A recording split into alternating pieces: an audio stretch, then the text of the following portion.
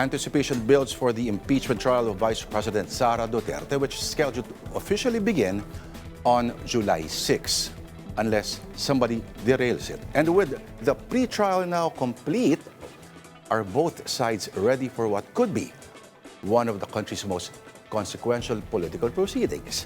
Let's discuss this and more with political commentator and one of the kagawads of Barangay Laging Handa, Quezon City, Jesus Falsis, joins us live in the studio. Attorney Jess, maraming salamat. Thank you for joining us. Thank you for having me, sir. Long time no see. I don't know if you remember, matagal na tayo nagkita. Napapanood lang kita sa telebisyon.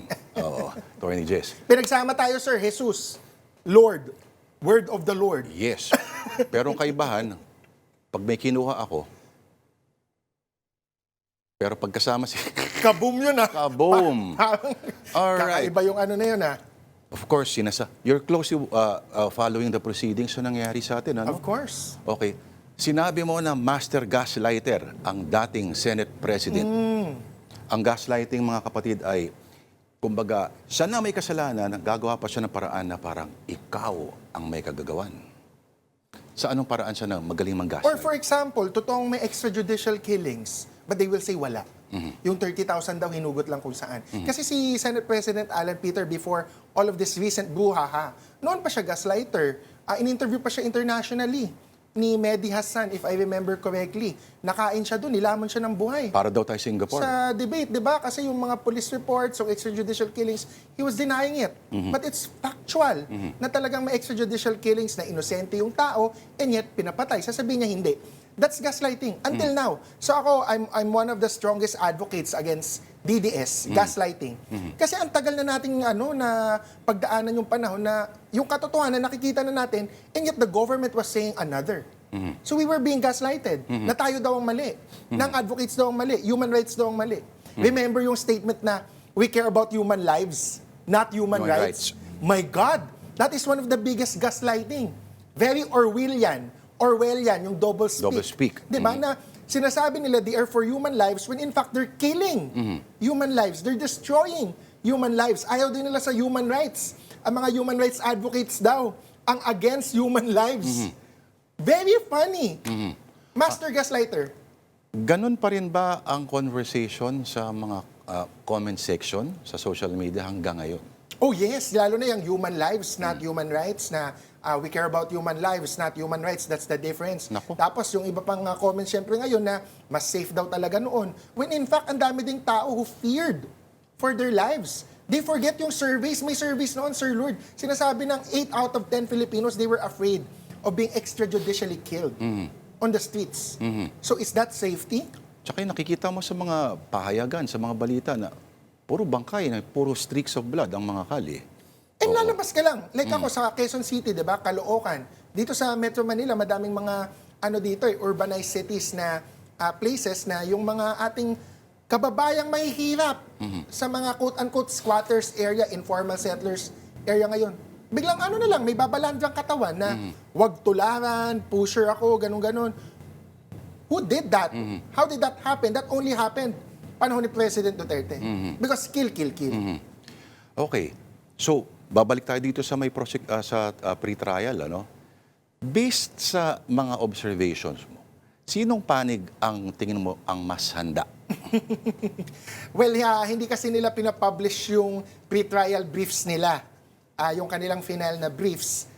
Briefs na legal sense, not any other brief. Wink, wink, wink. And then wala ding pre-trial conference na public, yung live, no? But I was privileged. Sa tingin mo dapat meron? I think so. But ako kasi I was privileged enough to see the pre-trial briefs. And anyway, nabalita na yan ng media ngayon. For example, nasa pre-trial brief yung pangalan ni Mary Grace Piatos, nandun yung ibang mga core witnesses like Sonny Trillanes, Ramil Madriaga. Ang hindi pa nga nabalita ng media na meron dong isang witness, nakapangalan talaga, hindi ko na lang sasabihin muna, na magko-corroborate daw sa testimony ni Ramil Madriaga. So dun sa tanong mo, Sir Lord, among other things kasi syempre, hindi ko naman ma-explain sa ating mga kababayang nakikinig at nanonood, pero sa aking nakita na pre-trial brief at sa ating mga Tweety birds sa loob ng Senate tsaka ng Congress, ng mga prosecutors, no, mas handa ang House team, ang prosecutors, because the evidence is already laid out yung defense ang nangangapa at humahabol in terms of paano ba natin ma-defend ito. Voluminous yung documents, voluminous yung mga witnesses, and all of this are more of numbers. And numbers don't lie. Hindi naman siya puro Ramil Madriaga lang or Sunny Trillanes. These are hard numbers. So how can they explain that away? Yun yung kanilang kinakatakutan. Yung nakita ba natin nung sa nangyari mga hearing sa committee yung Justice Committee sa Kongreso, parang ganun ba ang parang foreshadowing nung mangyayari na makikita natin? Foreshadowing patikim kasi mas madami pa ang lalabas sa trial. The House has already indicated that they have more evidence, no? For example, si Kong Terry doon parang nadulas kasi nakwento niya na meron pang mga assets and properties si VP Sara na meron silang hawak. Alam nila, assets ni VP Sara, but she did not declare in her SALN. For example, sabi ni Kong Terry doon, firearms. Yan. But they have more than that. They have more than that. Siyempre, hindi ko na i-disclose. But anong punto doon? Former Chief Justice Corona was impeached for wrongful or failure to declare all of his assets. It might not be criminal. Later kasi na-acquit siya doon sa isang criminal case, no? Yun yung sinasabi ng mga supporters niya. But ang point, in terms of impeachment, which is more administrative, Yes. which is more accountability mechanism, kung kayang i-impeach at patanggalin ang Chief Justice for failure to declare sa SALN, lahat ng properties, including dollar accounts, why can't it apply to this current Vice President? Okay. Ang sinasabi nila ay lahat ito ay mga paninira lamang sa Vice Presidente dahil alam mo na, in the usual line, kumbaga, this is anti-VP propaganda. Pero yung mga, halimbawa, kung ikaw barangay kagawad, paano, I'm sure may mga nagdatry makipag-debate sa'yo ng mga kabarangay mo of a certain political persuasion. Paano mo sila ini-engage? Paano mo pinapaliwanag sa kanila? Ganito kasi yan. Paano mo pinapaliwanag yung proseso ay lehitimong proseso? Well, una naman, lahat ay politika eh. You know, being elected by itself is politics. Yung pagbuo ng Uniteam is politics. Yung pag-divorce nila as Uniteam is politics. So kahit sabihin, let's just say, let's admit, pamumulitika itong impeachment, so what? That's the essence of the Constitution. That's the essence of democracy. Bakit essence ng Constitution? Nasa Constitution yung voting. Nasa Constitution yung democracy. And part of that is holding someone accountable. Kung may lumabas na ebidensya, kung wala namang ebidensya, walang impeachment eh. Kung talagang walang ebidensya, walang impeachment. Pero doon sa issue ng pamumulitika, we have to remember, ang sagot ko kasi dyan, we have to remember, nung lumabas yung pinakaunang ebidensya, that is the basis of the impeachment, one of the 4 articles. Ano to? Yung 125 million pesos in 11 days. Pero ngayon, hindi na lang 11 days, di ba? Hindi pala 11 days. Ganun. Magkakampi pa sila noon ni President Bongbong Marcos at Vice President Sara Duterte. Hindi pa kumpleto ang divorce ng Uniteam noon. Sino naglabas noon? Si Kong Representative Franz Castro ng Makabayan Bloc. Siya ang gumisa kay Kong Stella Kimbo na parang sponsor or nagde-defend ng budget, di ba? Or defending the next year's budget. So, in-examine niya ng Makabayan Bloc and from there, nag-unravel lahat. So, paano pamumulitika ito? Let's just say, politika ni BBM. That might be true. But it started out na magkakampi pa din sila and yet lumabas lang yung ebidensya. So, kung may ebidensya kasi, kung umalingasaw yung baho mo, hindi na yun ma-ignore. Ano tayo? Bubulag-bulagan, tsaka hindi natin tinitingnan na nakita na natin na may COA report, may 125 million na ginastos in 11 days without proper justification. At yung iritasyon lang na, yung the sheer frivolity of kung hindi man lang totoo yung pangalang Mary Grace Piatos. Yung hindi man lang nag-effort na ang daming sunulat na panitika na may mga pangalan ng mga karakter. Andyan yung PLDT na yellow book, yellow pages, ano? Pero yung sheer hoots pa lamang ng free association, nakita ko pangalan to at ginamit ko to. And the temerity to get away, of thinking you can get away with it, from a managerial standpoint, kahit sabihin mo criminal endeavor ito, medyo magdududa ka sa skills ng namumuno ng ganitong You have to be skeptical. Oo, Rightfully, kasi Mary Grace Piatos, Nova, Chips, Jay, Oishi, yun yung mga pangalan ng confidential funds. Pero sabi nung nagtatago ngayon, marami rong piato sa Davao. Naalala ko yun. Sabi ni Bato de la Rosa, maraming piato sa Davao. And that's the best defense. Oo. Ipamukha ni Labas VP yun. Sara na meron talagang nakakuha ng confidential funds. Because that is the only you cannot have confidential funds and you cannot spend it based on COA guidelines if walang totoong tao. Kasi parang ghost, din yan projects ng flood control. Ibig sabihin, peking tao pala ang kumukuha. Kung may totoong tao pala na piatos, pakita nila, that's the best defense. Of course, nasasabihin nila, kaya nga confidential funds. Kasi Alias lang yan, confidential. alias. Hindi natin pwedeng i-reveal. It will endanger operational security. Hindi yan absolute defense. Because kung totoong mang may confidentiality, ang gagawin dyan ng Senado ay mag-hold ng executive session. We're not forcing VP Sara to reveal who is the actual confidential agent. Kung totoo man si Mary Grace Piatos, pwede sila mag-executive session. Correct. But she has not requested that. She has not requested that sa House and she has not requested that sa Senate. Inuunahan niya ng angas. Hindi, sinasabi lang niya, wala akong kailangang i-explain just because confidential. Gaslighting. Gaslighting yon kasi that is fooling the people, not just the DDS. Now, when you say confidential funds, bawal ka mag-reveal ng sino yung nakatanggap. Hindi. Pwede mo i-reveal, but to limited people. To COA, to the senator judges, to the people who should hold the vice president accountable. Okay. Ang sinasabi naman ng dating Senate President, kamo expert gaslighter, ay lahat ito ay ginagawa lamang bilang pang-distract sa ating panawagan na managot doon sa flood control issue. May dalawa ng big fish na nakulong. Actually, 3. Hindi ba big fish si Bong Revilla? Hindi ba big fish si Jinggoy? Hindi ba big fish si Manny Bonoan? Manny Bonoan is a former DPWH secretary. And by the way, yung politika doon, sabi, puro mga kalaban lang ang nakukulong. Kakampi ng administrasyon si Bong Revilla. Alyansa slate yan, tumakbo. Hindi yan nagpa-endorse kay VP Sara noong 2025, last year. Manny Bonoan is the secretary of BBM, not of the Duterte administration. So paano naging mga kakampi yun? So yung pamumulitika, yung pag-distract, hindi yan totoo kasi ang function ng Senado ay hindi mag-file ng cases against flood control. It is the ombudsman who files that. If the Senate conducts investigation, it can help investigate, but for the purpose of inquiry in aid of legislation. Ang magkakaso naman talaga ombudsman. Yep. So the ombudsman has shown, walang sinasanto. Bong Revilla, Manny Bonoan, hindi ba big fishes yun? And more to come. Okay.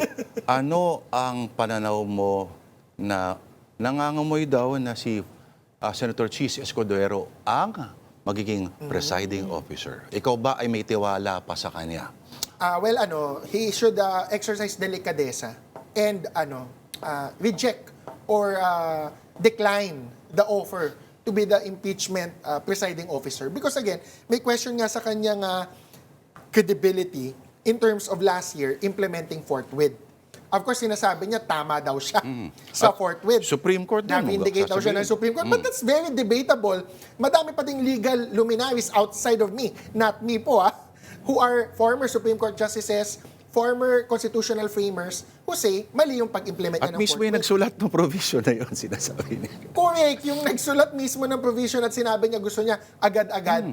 Contrary to the Supreme Court justices of now, with all due respect to them, because this is a framer of the Constitution, kontra. Agad-agad dapat ang forthwith. So, delikadesa dapat kay Senator Chis. Tsaka para patunayan din niya, kasi baka sabihin, lumipat lang siya sa Win-Gatchalian block para maging presiding officer. Maging normal member lang siya.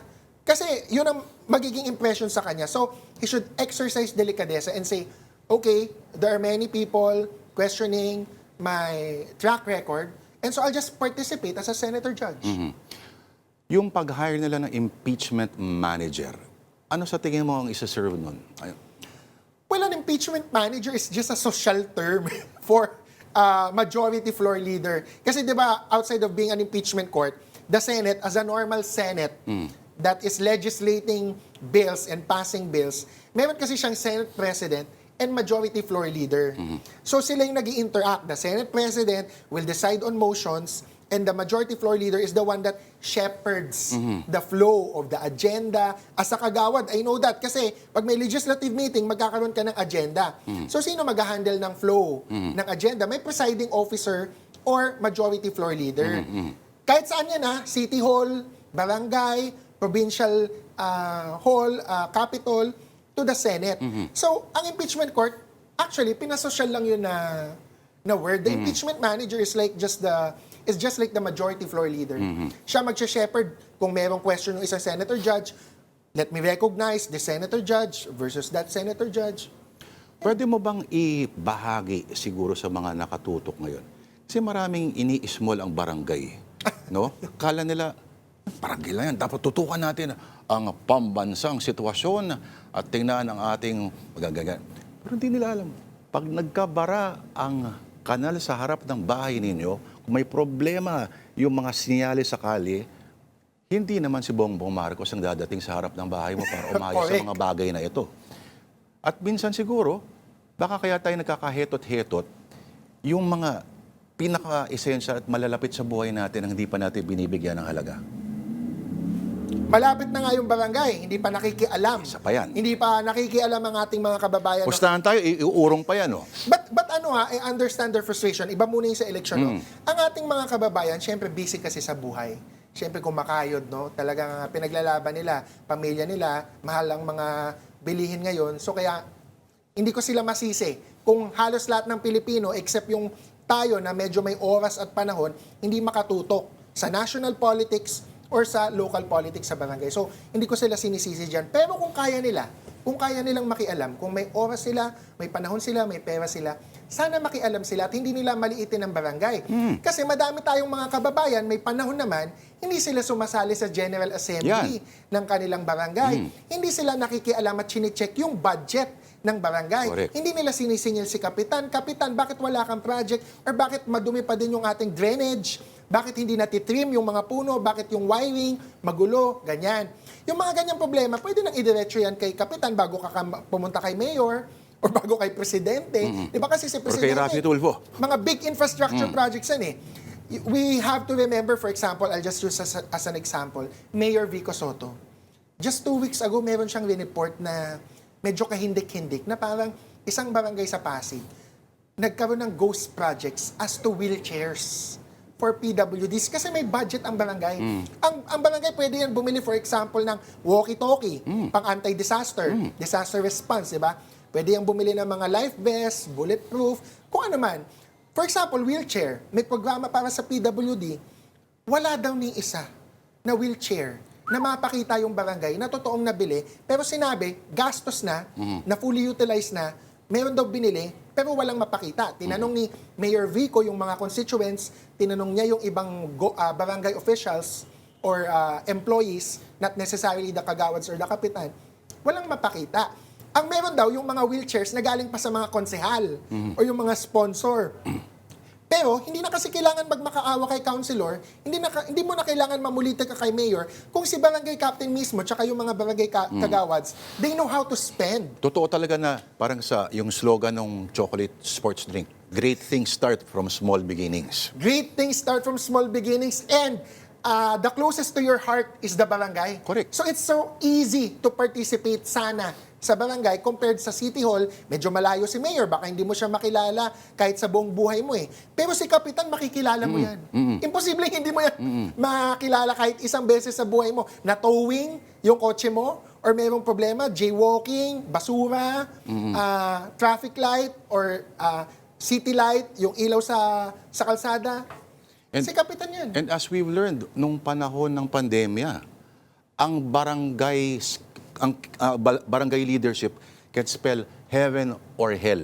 Frontliner. Nung pandemya, di ba? Kami. Kanya-kanyang diskarte kasi yun Lalo na, we have to remember barangay health workers. I have to mention this kasi may pending na bill na I commend the Senate for passing, Magna Carta for Barangay Health Workers. Ayun, kailan lang yun, di ba? And that is because of our experience sa pandemic na we recognize their heroism. So gagawa tayo ng Magna Carta. Pero wala pang Magna Carta for barangay mismo Kasi ang kapitan, ang kagawads, baka hindi alam ng iba, kami ang nandun din sa mga bypass. Sa mga search warrant, sa arrest. We have to accompany PNP or Ganun ba? CIDG. Yes, kasi we're witnesses. Ginagamit kami witness. Like ako personally, buhatin ko na yung bangko because natanong mo, Sir Lord, di ba? I've testified in court twice para mapakulong yung mga nahulihan ng shabu, cocaine, ecstasy, or ang uso ngayon THC yung concentrated na maliliit na cartridges. Pampaantok lang yun. Ng THC. Okay, basta yung batas, ibang usapan pa yan, yung what should we legalize or ano, di ba? Saan ang kuha niyan Ibang doon? usapan pa yan.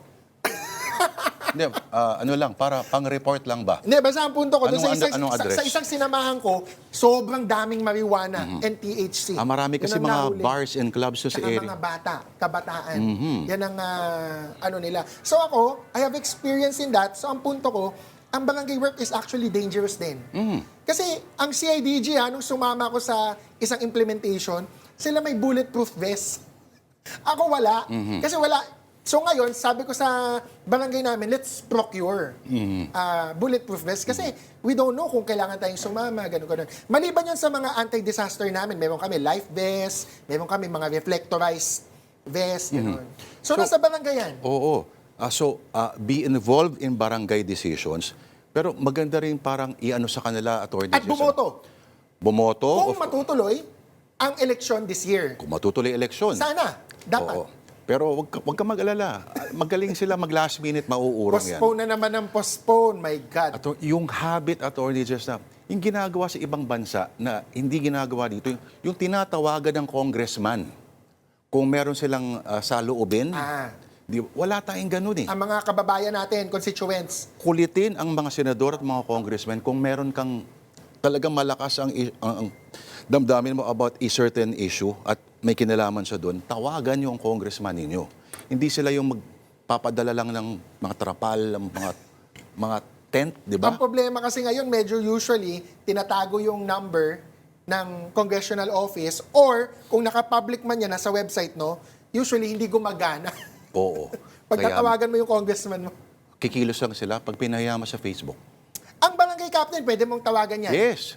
Sa Quezon City, hindi ko alam sa ibang city, no? Meron kaming 122. Ang MMDA, merong 136. So, maliban pa yan sa 911 tsaka yung sa national government na 8888. Basta kung may problema sa Quezon City, kung may nakikinig man, magaling ang aming mayor, Mayor Joy Belmonte, pwede mong isumbong yung barangay, yung kapitan, or kahit sino, kahit anong problema, 122. Kahit anong problema, 122. 1, 2, 2. Okay, balik tayo dito sa... Ikaw ay tinanggap mo na lang yung ginawa yung nirekomendasyon no ng Supreme Court na ikaw ilan ba? It's a decision. Decision. Hindi recommendation. Sorry. Is decision at you prostrate yourself upon the court at tinanggap mo ng decision, which is very unjust policies kasi normally kilala kita, papalag ka eh. Bakit tinanggap mo na lang ba? Hindi, ako ganito na lang. Sa impeachment kasi ni VP Sara, bagong balita lang din kanina, di ba? Tatawagin nilang witness, yung sheriff na sinuntok ni VP Sara noong 2011 or 2010, nung mayor siya ng Davao. So, whatever penalty was imposed on me because I cursed, no? Yes. Sana yun din ang makuhang penalty ng ating vice-presidente, not because nandadamay ako, but because she's a higher official with a bigger duty or a higher duty. Kung kaya akong parusahan for cursing, because abogado ko, abogado din. Hindi pa nga buo Si yung VP mura mo Sara. eh. Di ba? Ano pa yun? Abbreviated pa nga yun eh. And at saka I've always said naman I don't know if you watch some of my interviews, I've always said, I regret what I did as a lawyer. Definitely. But as a family member, Hindi yun tama. But as a brother and as a family member, I would never regret it kasi life and death din ang pinagdaanan ng family ko noon eh. Your reputation, yung reputation ng family mo, hindi po tayo bilyonaryo. Hindi ako from a political dynasty. So yung pangalan na meron kami, yun na lang kahit hindi papangalagaan mo. sikat ang falsis, di ba? Kahit sabihin nila ngayon, Kahit kinukot ka ng mga legal scholars. basta po ang punto ko, yung falsis kasi pag sinabi mo yan sa kapatid ko, matatanong din sa akin yan kasi maliit lang kami. Konti lang ang falsis eh. So, dinefend ko talaga yung reputation ng family ko to the extent that I can. Okay, interesting ito, no? So, sorry, hanggang kailan magtatagal yung suspension ba?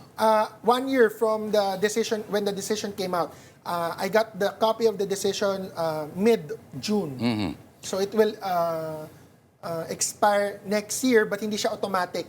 I will have to apply and file a ganon? motion with the Supreme Court. Yeah, so that they can monitor and check if may remorse, if merong... Kailangan may pagsisisi kang ipakita.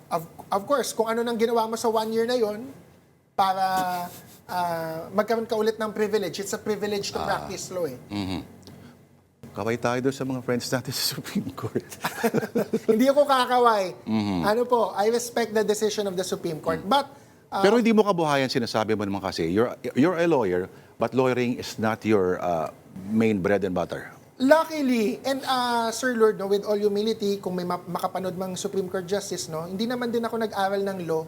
I didn't become a lawyer to practice it in the traditional sense. Meaning law firm, meaning talagang yayaman ako or kikita ako by charging to clients. So I studied the law because I'm a member of the minority. I'm an LGBT minority. Yan. So I wanted to empower myself. I wanted to study the law to know how to change it. At yan din ang nakasulat sa entrance exam ko, sa UP Law. Tinanong doon, why do you want to study the law? And why UP Law? Sabi ko, I wanted to study the law to change the law, and UP Law because it's the best law school. Tama. No offense sa ating mga kaibigan sa ibang law school. Ika nga nila sa art, you must know the rules before you break them. Yes, and sa Philippines, Sir Lord, and I'm sure you know this, lawyering is a corridor to the path to power. Meaning, usually sa Pilipinas, to gain access to power, lawyering is one of the main corridors.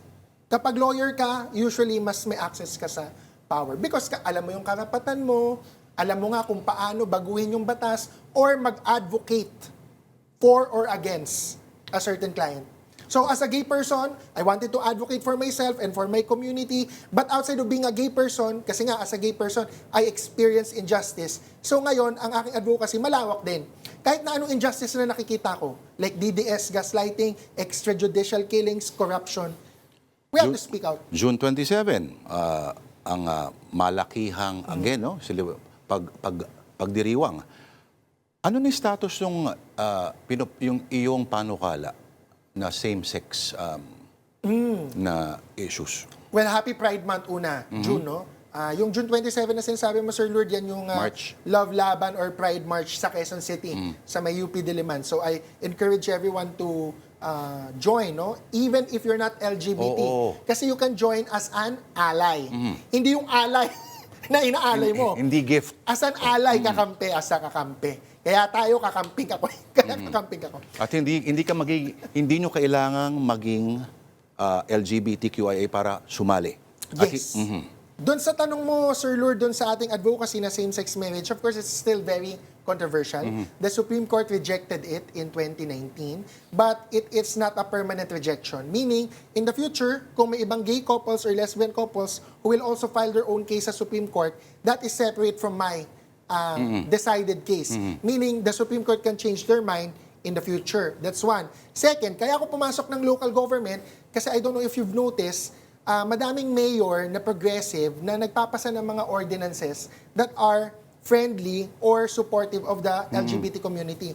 So sa same-sex marriage kasi may tinatawag ngayon na right to care ordinance. So kunwari, dati kasi kapag couple kayo na aksidente na comatose yung isa, walang usual na karapatan yung gay partner or lesbian partner. Ngayon, with the right to care card, meron yan. They can decide for their partner kung na-comatose siya or nasa hospital, you can visit. Dati walang karapatan eh. So that's one. Pati sa properties, di ba? Yung Supreme Court nag-rule sila dyan. Yung sa marriage kasi, di ba, bundle of rights yan. Yes. Ang marriage includes healthcare, includes property. Yung sa property naman, yung Supreme Court decision kasi na yun, ano yun eh, sa akin double-edged. It seems like a win for the community na nare-recognize yung co-ownership ng LGBT couples, but medyo technical, very academic. Some of us, including myself, do not think it's a good decision eh. Hindi ko na lang i-discuss kasi very technical. Pag-usapan natin na mamaya. Pwede mamaya. Parang resibo lang kailangan mo, okay ka na. Okay, hindi pa pala okay yun. Pero, nako, ang daming pwedeng pag-usapan. Kasama po natin ang political commentator at ang kagawad po ng Barangay Laging Handa, QC Attorney Jess Falicis. Thank you, Attorney. Thank you, Sir Lord.